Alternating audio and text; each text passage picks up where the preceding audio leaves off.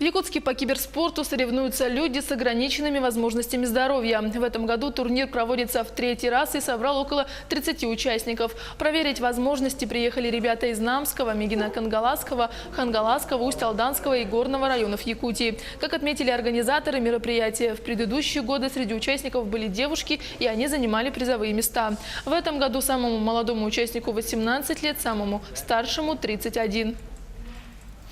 Никому не секрет, сегодня в киберспорте люди могут зарабатывать деньги и добиваться каких-то реальных достижений, да, как в спорте. У нас нету рамок возраста, какой-то инвалидности, все равны и играют в одном игровом пространстве.